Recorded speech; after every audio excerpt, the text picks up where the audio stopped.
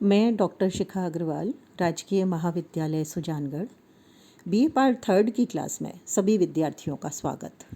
आज हम लोग पढ़ेंगे यूएनओ की सुरक्षा परिषद में वीटो शक्ति का भाग 2। जैसा कि हमने अपनी पिछली क्लास में पढ़ा था कि सुरक्षा परिषद के जो स्थायी सदस्य हैं 5, उनके पास में वीटो शक्ति है, जिसे निषेधाधिकार भी कहा जाता है।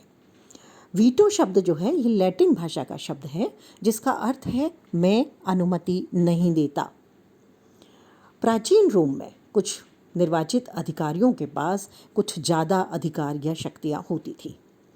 इस शक्ति अधिकार के आधार पर ये अधिकारी किसी भी कार्यवाही को रोक सकते थे, और जब ये उस कार्यवाही को रोकते थे तभी से ये शब्द रोकने की शक्ति के रूप में इस्तेमाल होने लगा।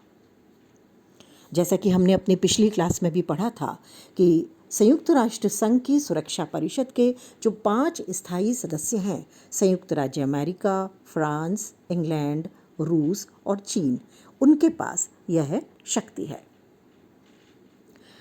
कुछ विचारकों का मानना है कि अमेरिका और उसके मित्र राष्ट्र मिलकर के अपनी राजनीतिक, आर्थिक और सैनिक शक्ति या प्रभाव बढ़ाने के लिए यूएनओ में इसका खुलकर प्रयोग करते थे। और ये भी कहा जाता है कि सुरक्षा परिषद में शीत युद्ध आ गया था, क्योंकि द्वितीय विश्व युद्ध के बाद पूरा विश्व शीत युद्ध की चपेट में था, जिसके कारण बार बार वीटो का प्रयोग किया जा रहा था। वीटो के बारे में हमने पढ़ा था कि चार्टर की धारा 27 में सुरक्षा परिषद में मतदान की प्रक्रिया का वर्णन है। 2 प्रकार से मतदान होता है। एक प्रक्रिया संबंधी विषय में परिषद के निर्णय 9 सदस्यों के स्वीकारात्मक मत से लिए जाते हैं, लेकिन इसके अतिरिक्त जितने भी महत्वपूर्ण विषय होते हैं उनमें 9 सदस्यों के स्वीकारात्मक यानी उनकी सहमति में 5 स्थायी सदस्यों की सहमति का मत होना आवश्यक है। अगर इन 5 स्थायी सदस्यों में से कोई एक भी सदस्य विपक्ष में वोट देता है तो उस विषय को अस्वीकृत माना जाता है। इसे ही हमने पढ़ा था, स्थायी सदस्य को वीटो का अधिकार कहा जाता है। सोवियत समर्थित चीन और अमेरिकी समर्थित राष्ट्रों को बहुत लंबे समय तक इस वीटो के कारण संयुक्त राष्ट्र संघ में सदस्यता नहीं मिल पाई। इसी तरह से ब्रिटेन और फ्रांस ने वीटो का सहारा लेकर 1956 में मध्य पूर्व की शांति को भंग किया था। द्वितीय विश्व युद्ध के बाद और इसकी स्थापना के साथ यानी 24 अक्टूबर 1945 में इसकी स्थापना के बाद से इसका प्रयोग बहुत ज़्यादा हुआ। जैसा कि अभी हमने चर्चा की कि शीत युद्ध चल रहा था और इसलिए अमेरिका और सोवियत संघ इसका प्रयोग बहुत ज़्यादा कर रहे थे। इससे सुरक्षा परिषद का प्रभाव घटने लगा, महासभा का प्रभाव बढ़ने लगा, क्योंकि महासभा ने सुरक्षा परिषद की इस पावर को कम करने के लिए और विश्व शांति को स्थापित करने के लिए 2 महत्वपूर्ण निर्णय लिए। एक था शांति के लिए एकता प्रस्ताव और दूसरा था अंतरिम समिति। इन दोनों के माध्यम से विश्व के विवादों को सुलझाने का निर्णय लिया गया। वीटो के कारण संयुक्त राष्ट्र के महासचिव की नियुक्ति में भी बहुत बार बाधाएं आई। हाल ही की घटनाओं पर अगर हम नज़र डालें तो 13 मार्च 2019 को मसूद अजहर को वैश्विक आतंकी घोषित करने के प्रस्ताव पर चीन ने अपने वीटो का प्रयोग कर लिया, जबकि बाकी 4 बड़ी शक्तियां उसे आतंकी घोषित करने पर सहमत थे। इसी तरह से 28 फरवरी 2019 को वेनेजुएला के राष्ट्रपति संकट के प्रस्ताव पर चीन और रूस ने वोट किया। 1 जून 2018 को गाजा बॉर्डर विरोध में इजराइल की शक्ति के इस्तेमाल के विरुद्ध अमेरिका ने वीटो किया।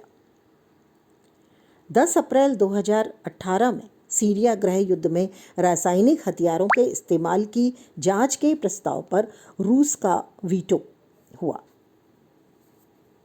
अब देखते हैं दोहरा निषेधाधिकार। संयुक्त राष्ट्र चार्टर प्रक्रिया संबंधी और महत्वपूर्ण विषयों में भेद करता है, लेकिन उसकी स्पष्ट व्याख्या नहीं करता। जैसा कि अभी हमने बात की कि जब महत्वपूर्ण विषयों पर वोट करना होता है तो उस समय काफ़ी हद तक ये व्यवस्था इसमें की गई है कि जो 5 स्थायी सदस्य हैं वो अगर सहमति में वोट डालते हैं तभी वो प्रस्ताव पारित हो सकता है, अन्यथा ये प्रस्ताव पारित नहीं हो सकता। इस तरह से स्थायी सदस्यों को व्यापक अधिकार प्राप्त हो जाते हैं।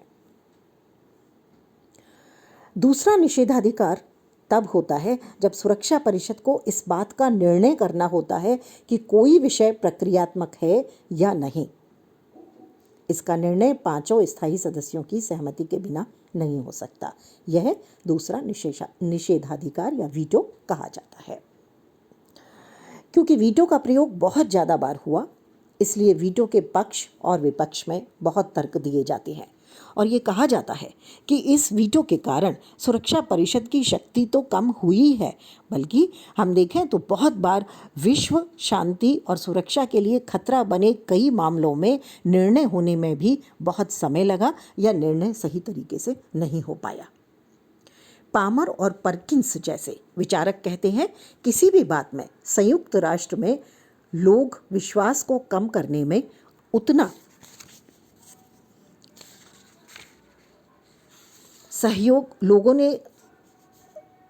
विश्वास को कम करने में उतना सहयोग नहीं दिया जितना कि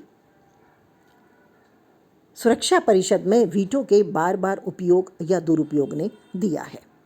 सबसे पहले देखेंगे इसकी आलोचनाएं। सबसे पहली आलोचना है सुरक्षा परिषद में बड़े राष्ट्रों का आधिपत्य या हम कहें महाशक्तियों का आधिपत्य इससे बन गया, क्योंकि बहुत सारे विषयों में 5 की सहमति आवश्यक है। इससे बहुमत के लिए खतरा उत्पन्न हुआ, उसका महत्व काफ़ी हद तक खत्म हो गया। जैसा कि कैल्सन ने लिखा, वीटो के द्वारा संयुक्त राष्ट्र संघ में 5 स्थायी सदस्यों को जो वीटो प्राप्त हुआ, इस प्रकार इससे अन्य सदस्यों पर उनकी कानूनी प्रभुता स्थापित हो गई। दूसरी बात आती है कि यूएन चार्टर ने सभी सदस्यों को समान माना है, लेकिन वीटो की शक्ति के आधार पर इस समान मानने के सिद्धांत का उल्लंघन होता है, क्योंकि चाहे बाकी सदस्य सहमत हों, लेकिन अगर 5 सदस्य किसी मुद्दे पर सहमत नहीं हैं तो उस मुद्दे पर निर्णय करना मुश्किल हो जाता है।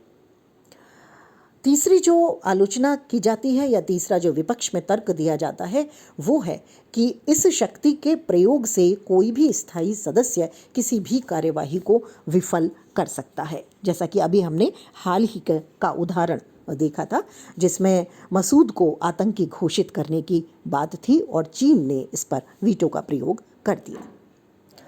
अगला इसके विपक्ष में तर्क आता है कि वीटो शक्ति महाशक्तियों की निरंकुशता और स्वच्छंदता का द्योतक है और इस शक्ति के बल पर वो अपने निर्णयों को अन्य सदस्यों पर लाद देते हैं। विश्व जनमत की इससे उपेक्षा हुई है, ये एक और महत्वपूर्ण तर्क दिया जाता है। कहा जाता है, जैसा कि त्रिगवेली ने कहा, कि यह महाशक्तियों के संघर्ष द्वारा पक्षाघात यानी लकवाग्रस्त कर दिया गया है, तो इसका दुरुपयोग बहुत ज़्यादा हुआ। वीटो के प्रयोग ने सामूहिक सुरक्षा व्यवस्था को एक तरह से नष्ट कर दिया, क्योंकि बार बार इसके प्रयोग ने विश्व को संदेह के घेरे में रखा और इसलिए विभिन्न राष्ट्रों ने अपनी सुरक्षा के लिए जो प्रादेशिक संगठन थे वो बना लिए, जैसे नाटो, सीटो, सेंटो, इनकी स्थापना हुई। 1946 में फिलीपींस के प्रतिनिधि ने तो यहाँ तक कह दिया था कि वीटो एक फ्रैंकनस्टीन दैत्य है। यह संयुक्त राष्ट्र संघ में सभी व्यावहारिक कार्यवाहियों को रोक देता है। तो इस तरह से वीटो का जो प्रयोग है इसने काफ़ी हद तक जो सामूहिकता का सिद्धांत था, जो समान मत का सिद्धांत था, या जो एक तरह से हम कहें कि विश्व लोकमत की इच्छा का सिद्धांत था, उसको कुछ हद तक उपेक्षित किया। ये व्यवस्था अगर समाप्त हो जाए तो बहुमत से निर्णय हो सकेंगे, ऐसा माना जाता है। लेकिन 5 सदस्यों में से एक भी स्थायी सदस्य ने इसे खत्म करने में कोई भी दिलचस्पी नहीं दिखाई है और वे चाहते हैं कि 5 स्थायी सदस्यों की सहमति आवश्यक बनी रहे। क्यों? क्योंकि संयुक्त राष्ट्र चार्टर में अगर कोई बदलाव करना है तो उसके लिए भी 5 सदस्यों की सहमति आवश्यक है। अब आते हैं इसके पक्ष में तर्क क्या दिए जाते हैं। ये अनिवार्य है, ऐसा माना जाता है। सोवियत संघ ने संयुक्त राष्ट्र संघ को एक प्रभावशाली सदस्य बनाए रखने के लिए इस व्यवस्था को आवश्यक माना। वीटो की व्यवस्था नहीं होने पर अमेरिका और ब्रिटेन, इनको पूरे विश्व में ज़्यादा बहुमत प्राप्त था, वो सोवियत संघ और उसके सहयोगी राष्ट्रों को हरा सकते थे। और इस तरह से सोवियत संघ का मानना है कि संयुक्त राष्ट्र संघ पश्चिमी गुट के हाथ का खिलौना बन जाता। इसलिए वीटो को सोवियत संघ ने बहुत महत्वपूर्ण हथियार माना। ए.ई. स्टीवेंसन का कहना था कि स्वयं वीटो हमारी कठिनाइयों का आधारभूत कारण नहीं है, ये सोवियत संघ के लोगों के साथ दुर्भाग्यपूर्ण एवं दीर्घ स्थिति विभेदों का प्रतिबिंब मात्र है। अब देखते हैं इसके पक्ष में क्या तर्क दिए जाते हैं। पहला तर्क दिया जाता है कि ये महाशक्तियों के बीच एक संतुलन और सहयोग की स्थापना करता है, क्योंकि राष्ट्रसंघ की विफलता का जो बहुत बड़ा कारण था वो था अमेरिका और रूस का उससे अलग रहना। और यदि 5 बड़े राष्ट्र किसी एक मुद्दे पर तैयार नहीं होते हैं या सहमत नहीं होते हैं तो उनमें से किसी के भी विरुद्ध शक्ति का प्रयोग यदि किया जाता है तो इससे एक बहुत बड़ा युद्ध जन्म लेगा। तो इसलिए ये बहुत आवश्यक माना गया। दूसरा तर्क दिया जाता है कि सुरक्षा परिषद में जो निर्णय लिया जाता है वो बहुत सोच विचार कर लिया जाता है, पूर्ण जिम्मेदारी के साथ लिया जाता है, और क्योंकि 5 बड़े राष्ट्रों का सहयोग इसमें आवश्यक है इसलिए उसकी क्रियान्विति पर भी सामूहिक दायित्व हो जाता है। तो अगर 5 सहमत हैं तो निश्चित रूप से सफल कार्यवाही इसकी होगी। तीसरी बात आती है 5 शक्तियों के मध्य सहयोग के अभाव में युद्ध की संभावना बढ़ जाएगी, एक गुट की प्रधानता हो जाएगी और इसके आधार पर अंतर्राष्ट्रीय स्थिति बिगड़ना शुरू हो जाएगी। अगली बात कही जाती है कि इसके प्रयोग ने महाशक्तियों पर आपस में अंकुश लगाया है। यदि कभी वीटो को समाप्त करने का प्रयास सफल भी हुआ तो चीन निश्चित ही संयुक्त राष्ट्र की सदस्यता का त्याग कर देगा। इस बात में दो मत नहीं है कि चीन के अभाव में संयुक्त राष्ट्र का अस्तित्व भी कमजोर हो जाएगा। अगली जो बात आती है वो है कि वीटो ने संयुक्त राष्ट्र की समस्त कार्यवाहियों को प्रभावित नहीं किया है। विशेष जो एजेंसियां हैं इसकी, अंतर्राष्ट्रीय न्यायालय, न्यास परिषद, आर्थिक और सामाजिक परिषद या महासभा, इनमें किसी में भी वीटो की व्यवस्था नहीं है, इसलिए वीटो सिर्फ सुरक्षा परिषद के पास है। एक और बात कही जाती है कि अगर हम वीटो के बिना सुरक्षा परिषद की कल्पना भी करें तो ये कहा जाता है कि किसी बड़े अशुभ को रोकने के लिए छोटे अशुभ के रूप में वीटो एक आवश्यकता है। यदि अमेरिका अपने स्थायी सदस्यों की सहायता से बहुमत के प्रभाव से कोई निर्णय कर भी ले तो हो सकता है कि चीन इसे स्वीकार नहीं करे या वो चीन के हितों के प्रतिकूल हो, तो निश्चित ही वो उस क्रियान्वयन को रोकने का प्रयास करेगा और इससे एक बहुत बड़ा संघर्ष होगा।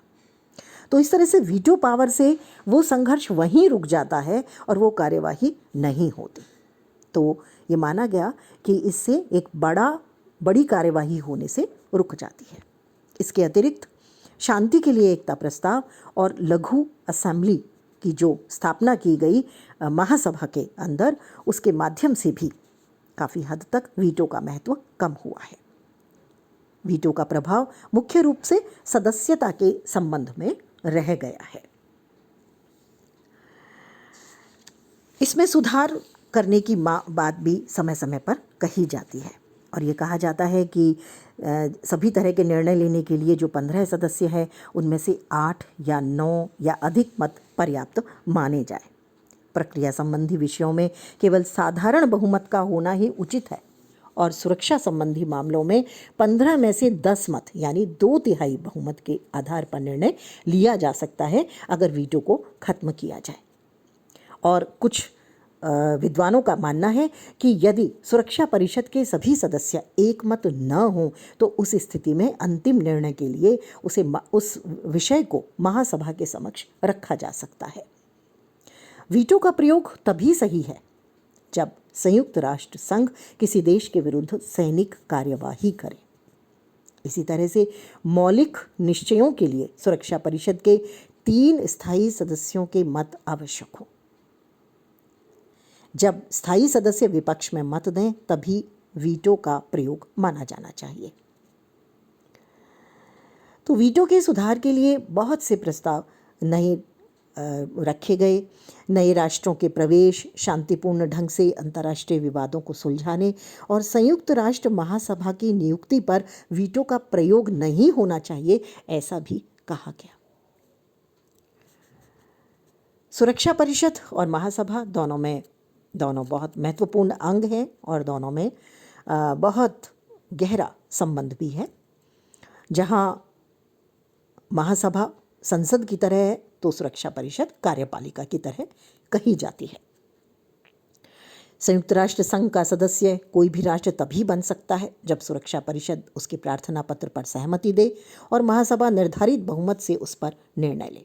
इसी तरह से किसी सदस्य के निष्कासन और निलंबन को भी दोनों मिलकर के करते हैं। सुरक्षा परिषद वार्षिक रिपोर्ट महासभा को भेजती है तो सुरक्षा परिषद के बजट को भी महासभा ही पारित करती है। जहां तक विश्व शांति और सुरक्षा बनाए रखने का प्रश्न है, इसकी प्राथमिक जिम्मेदारी सुरक्षा परिषद पर है। शांति के लिए एकता प्रस्ताव ने महासभा को भी ये शक्ति अब प्रदान की है। तो एक तरह से अगर हम देखें तो संयुक्त राष्ट्र संघ का उद्देश्य सुरक्षा और शांति का जो है वो तभी पूरा हो सकता है जब महासभा और सुरक्षा परिषद एक दूसरे के साथ सहयोग करें। कुल मिलाकर के सुरक्षा परिषद के निर्णय महत्वपूर्ण है। इसका महत्व खत्म नहीं हुआ क्योंकि 5 महाशक्तियां इसका प्रतिनिधित्व करती हैं, सिर्फ इसलिए नहीं है बल्कि विश्व के एक महत्वपूर्ण कार्य करने के लिए 5 महाशक्तियों का सहयोग आवश्यक है। ये एक महत्वपूर्ण बात है और निश्चित रूप से विश्व शांति स्थापना में सुरक्षा परिषद का महत्वपूर्ण योगदान है। आज के लिए इतना ही। अगली क्लास में हम लोग पढ़ेंगे न्यास परिषद और उसका संगठन। धन्यवाद।